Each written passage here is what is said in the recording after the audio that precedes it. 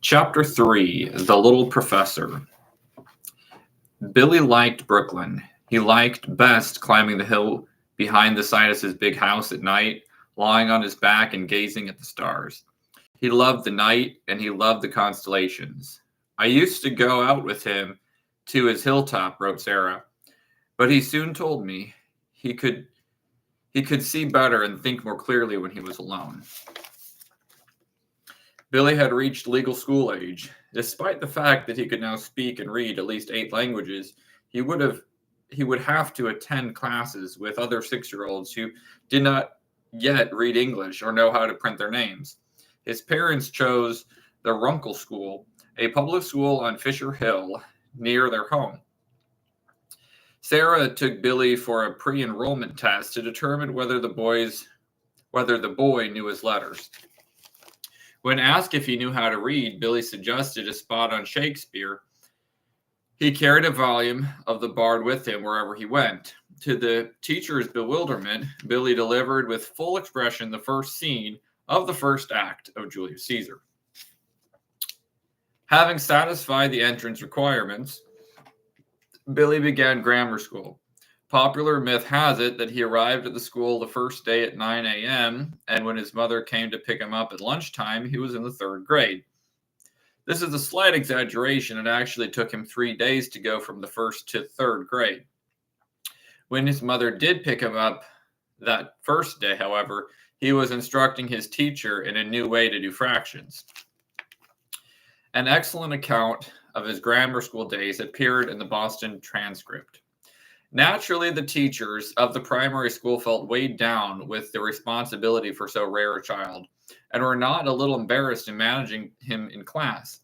While others were reaching a given point, he had always soared miles beyond them and was fidgeting, wearily waiting for them to catch up. It seemed as if he could not bear to hear a second time what he had been taught or told. It was evident torture for him to sit and listen to the plodding routine of the day's work in the school. And when a physically healthy boy of 6 or 7 is in torture, the teacher is likely to be so likewise. Even the repetition of the morning hymns and school songs seemed to cause the child intense exasperation, and he would put his fingers into his ears, as he did when the conjugations in grammar were being drilled into the rest of the class. Also at prayers, against which he had certain conscious scruples of his own. But if he was difficult to provide for the class work, he was still more of a problem at recess on the playground. He took no part or interest in any of the games, never wrestled, ran, or played tag with either girls or boys. His chief desire when out among the children, if he had anything at all to do with his schoolmates, seemed to be to instruct them in natural sciences. His teachers overheard him once expounding the nebular hypothesis, aka the Big Bang, to his schoolfellows on the playground. Naturally, the boys, being forbidden to haze him, gave him a wide berth with his lectures. The poor little genius was forlornly isolated and lonely. Then the teachers enlisted some of the bigger girls to take the phenomenon in hand, and dutifully they rose to the emergency, as their sex always does. But before long, they too struck against the prodigy. They came to the teacher and complained that William would not walk or run or play at any game. The 7-year-old wanted only to stand about and talk with them. He seemed to be absorbed and beset with the purpose of making them understand about the revolutions of the planets, the phases of the moon, and the probable elements of the incandescent atmosphere of the sun and such things. William's year in primary school was interrupted by an attack of typhoid fever, since the record from the school register of his advanced runs. yet the record from his school register of his advanced runs. First grade, only a day or two. Second grade, a few days. Third grade, 3 months. Fourth grade, 1 week. Fifth grade, 15 weeks. Sixth and seventh grade, 5.5 weeks. The Boston transcript continued, equal in all to about 1/2 year of schooling. Himself a grammarian, in a way, William James Sidus could not abide the grammar school grammar. At 7 years of age, he had his original ideas of a grammar of 3 languages, running abreast already in part typewritten. He writes in no other way, and his brothers, again in school, of course. And the grammar taught in the schools was full of those exasperating sounds against which he covers up his ears. He despised it and also the history which he had learned about years before. On the other hand, whenever he was at all interested, the teacher's problem was to suppress him. He wanted to take her task out of her hand and talk all the time.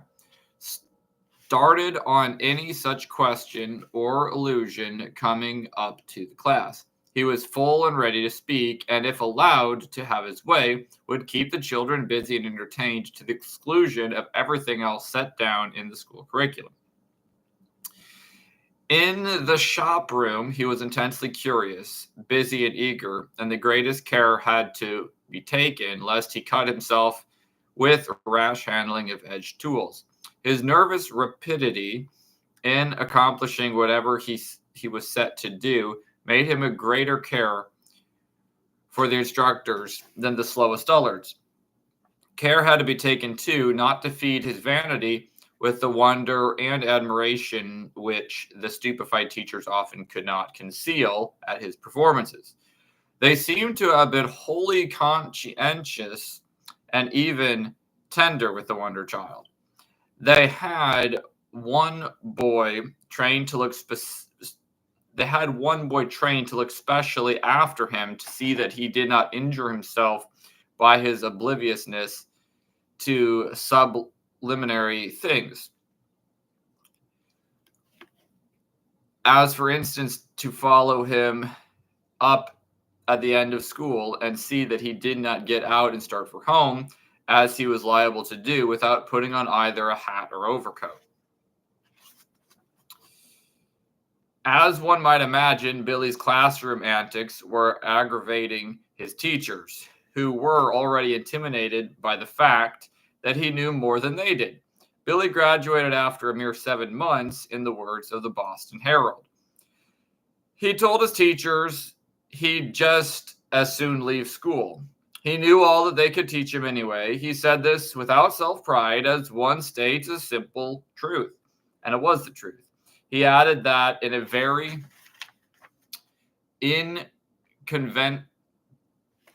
inconvenient for his mother to bring him to school each day and take him home again.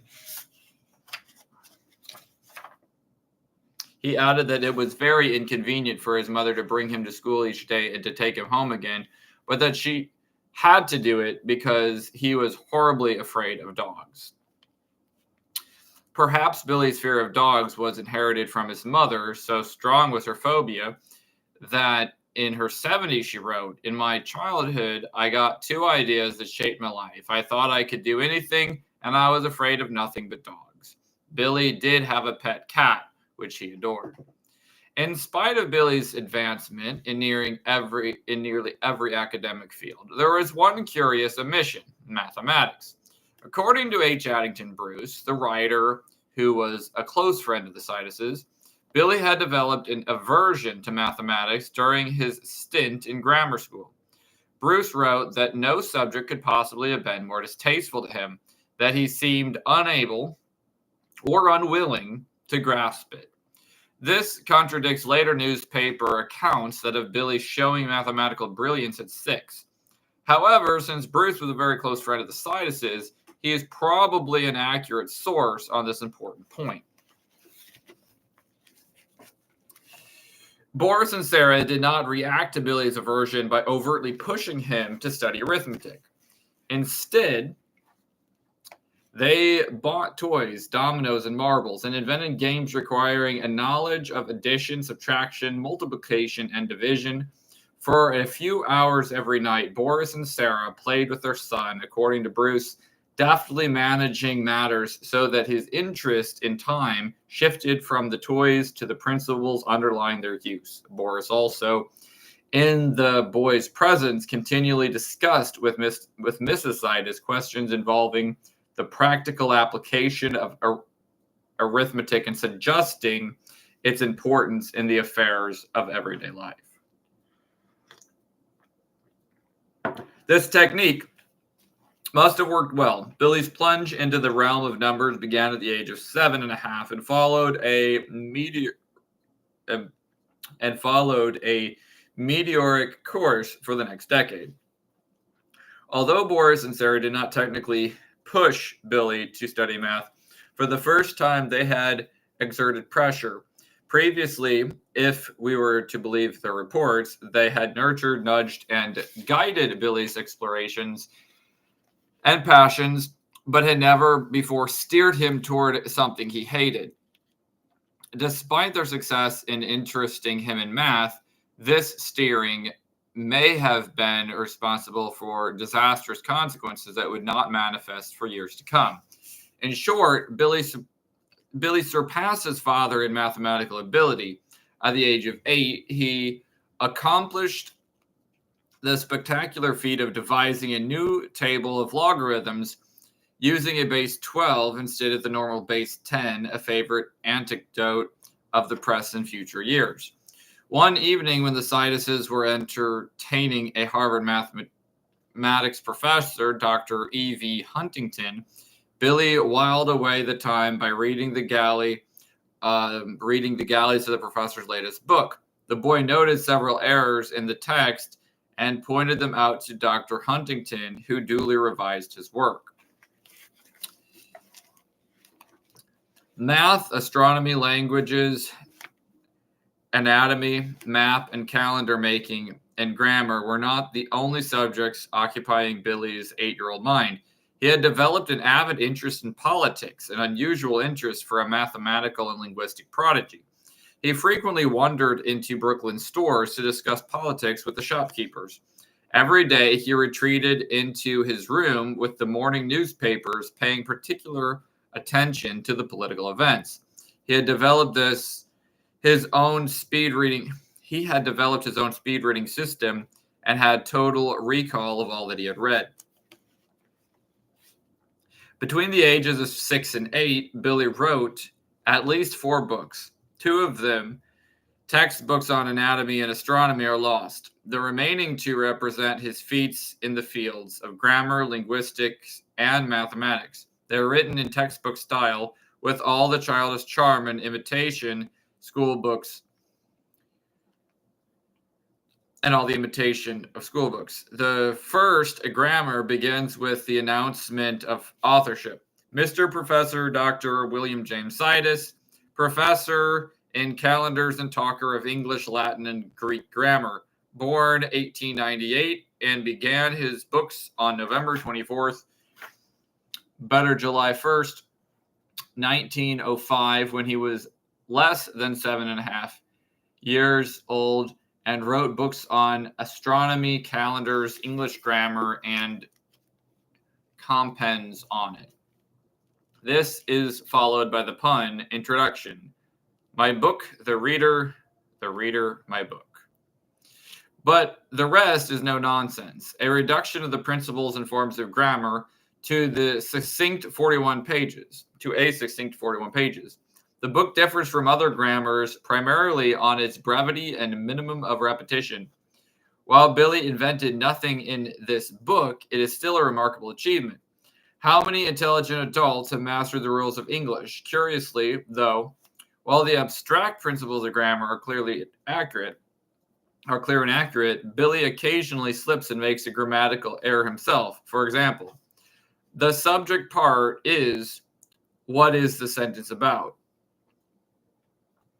and I repeat, the subject part is what is the subject about, instead of the subject part is what the sentence is about. The subject part is what is the sentence about.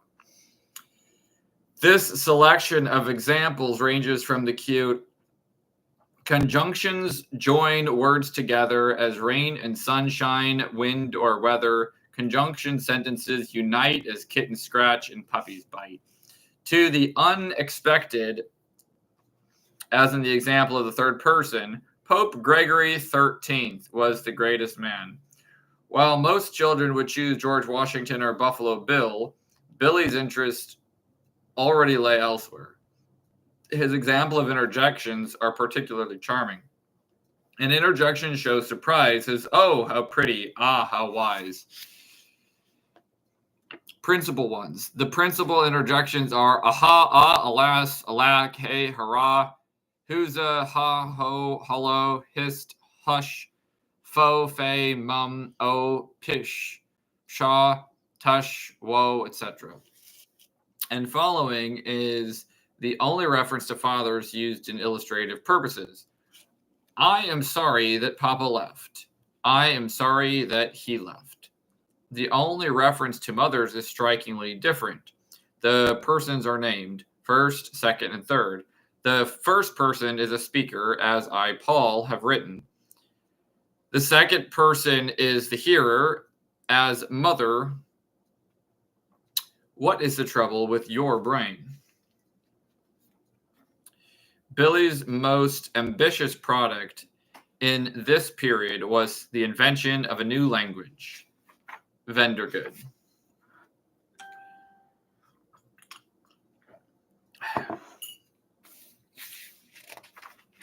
Again written in the manner of a school text, the 40-page Book of Vendergood outlines the basic rules, structure, and pronunciation of a language that is Latin-based but draws on German, French, of which Billy was particularly fond, and several other Romance languages. Reading it creates the same strange effect of Billy's other books. This marvelous, sophisticated achievement is tinged throughout with a childish fascination with form and pomposity. The adult reader feels constantly bounced between the work of a genius and that of a little boy. Billy's fascination with order went to such extremes that he actually made up new elements of grammar, as if the topic weren't difficult enough. For example, there are 8 modes: the indicative, potential, imperative, absolute, strongible, subjunctive, optative, imperative, and infinitive. Emphasis added. So, quick note, whoever wrote this book, Amy Wallace, apparently was not familiar with the optative. This is a Greek mood, basically declaring a wish, and so she didn't know that, so she thought it was just made up. The strongable, or strongiable, I'm not quite sure where that comes from. Maybe he made up the strongible, but the optative is definitely part of Greek. So he got the optative from the Greek. Okay.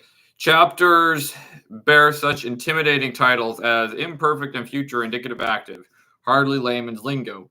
One painfully difficult page contains a breakdown of the words the into an off-putting range of gender, inflection, and variation. He has made a simple article more complex than a Japanese verb in the entrance of exactitude and expression. Again, footnote here of my own is that this would have all been somehow related to Greek grammar, where the article the has like 30-something, depending on how you count them, inflections. I don't know what he did with the. I'd like to obtain a copy of his Book of Vendergood if there's ever a way to access it.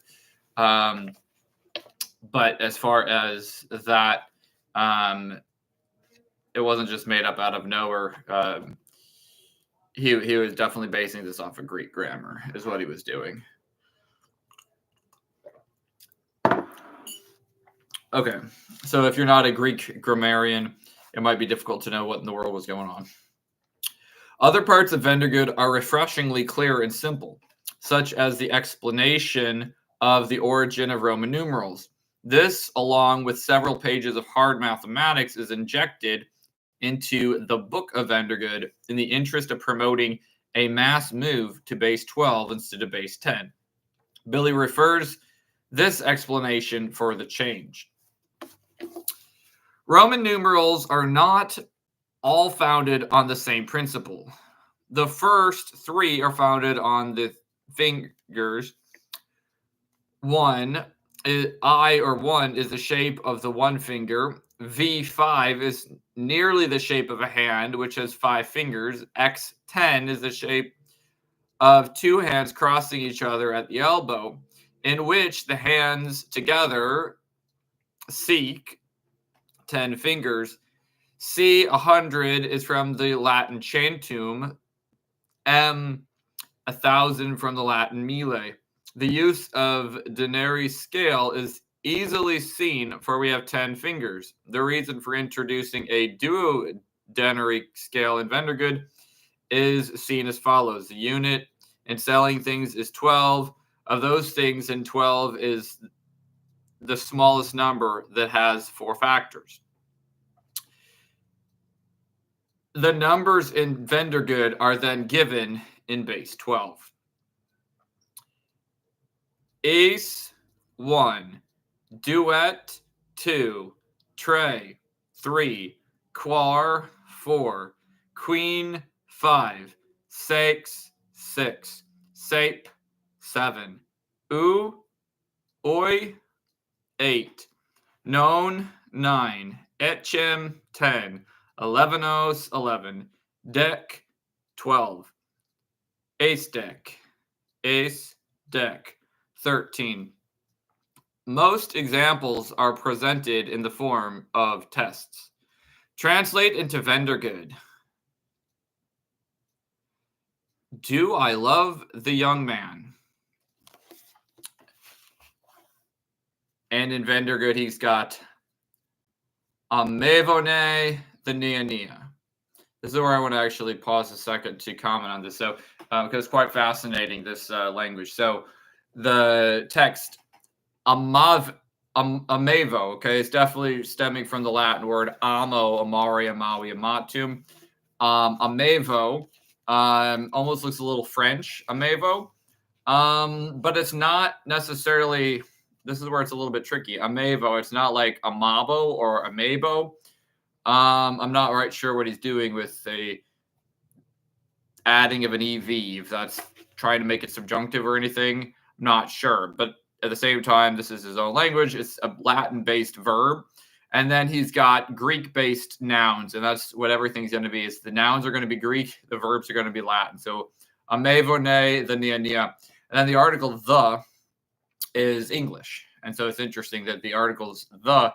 That's where I don't understand. I wish that I had this actual text that discussed the inflections of the word the, because he doesn't inflect the in these practice problems. So I don't know what's going on there.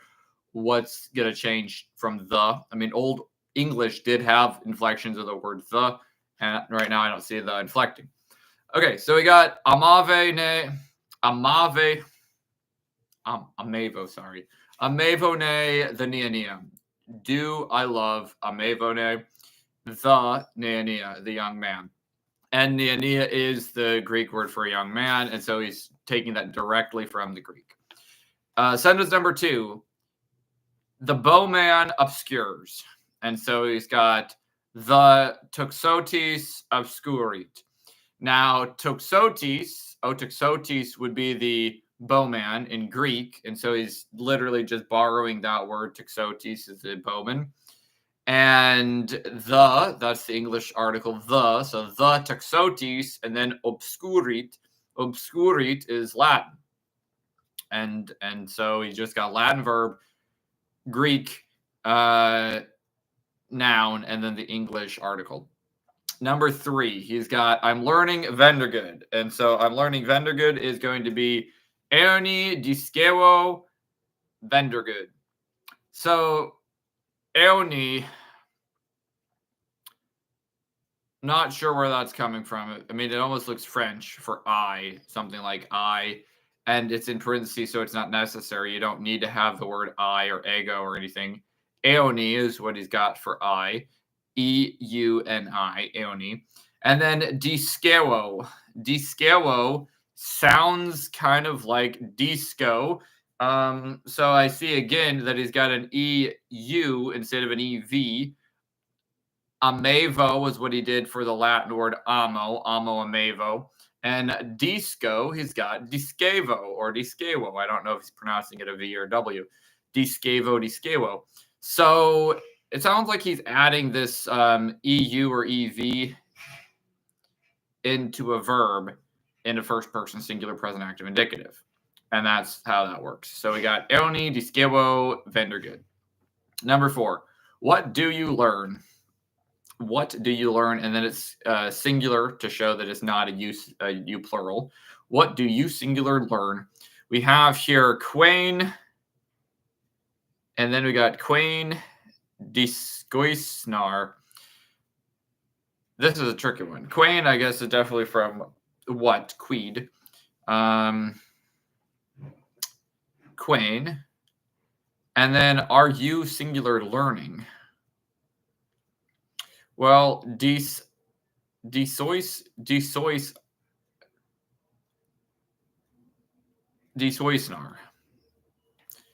That's pretty strange. Desoisnar. I mean, the ois kind of sounds like an optative of third person singular.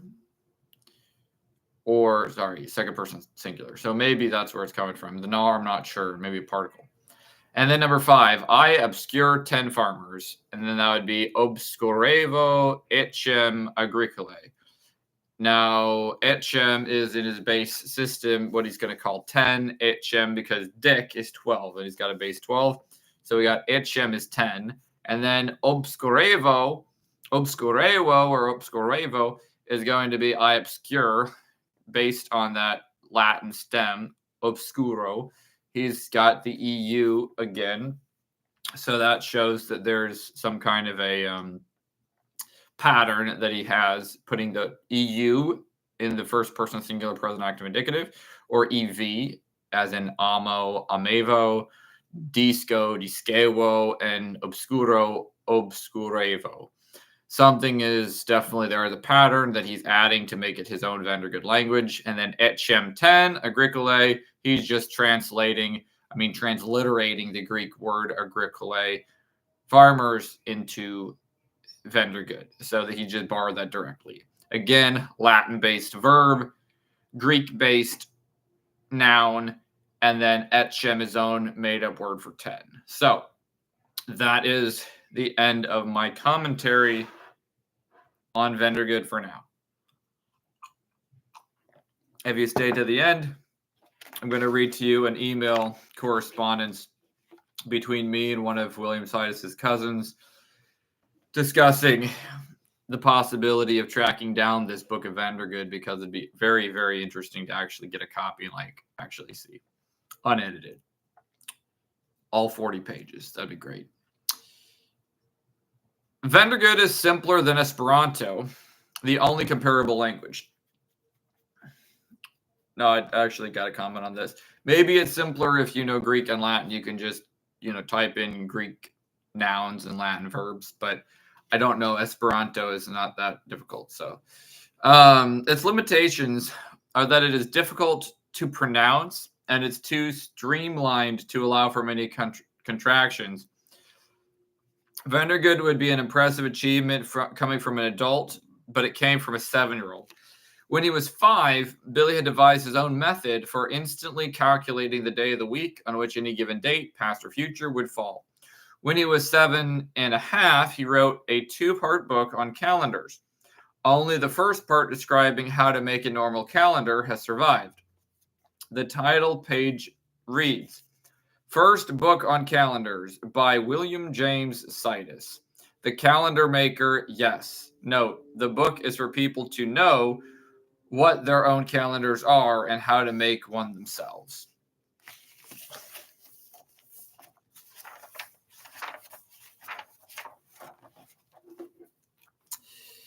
This is an excellently written little book, lucid, concise, and amusing. With only a smidgen of editing, it would make an excellent primer for school children. Billy first clearly describes time zones, lunar phases, seasons. Without the sun, there would be no such thing as season. Leap years, months, etc. He stresses the underlying principles involved, leaving little to rote memorization. In the same way, his father taught his mother Euclid. Study the first three theorems and figure out the rest. Billy teaches his readers. Midway through the book is the list of the principal holidays, comprising Washington's birthday, St. Patrick's Day, etc., displaying his growing taste for unusual bits of trivia. Billy also lists the Battle of Lexington, Decoration Day, the Yorktown surrender, and the day that the Pilgrims landed. The most charming of all the special days is a holiday discovered in 1905, on October 3rd, 1905.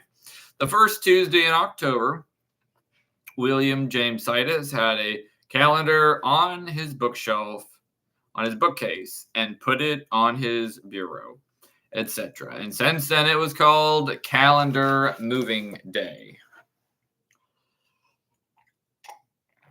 Calendar Moving Day. Billy racked up two more precocious feats in his 7th and 8th year. He passed the Harvard Medical School anatomy exam and the entrance examination for the Massachusetts Institute of Technology, MIT. Clearly, he was ready for high school. But was the Brooklyn Public School ready to have him on its hands, a little boy whose intellectual abilities would surpass those of the best teachers? The school superintendent, Professor Aldrich, met with Boris Sidus, William James, and several other prominent professors to discuss the matter. James pronounced his godson the most remarkable prodigy he had ever known of. This greatly impressed Aldrich, who decided to overlook his anxieties and accept Billy as a pupil. If he first passed the entrance exam, asked him to multiply 12 times 12 times 12, he gave the answer instantaneously, 1728. Having passed this and several other tests, he was admitted to Brooklyn High.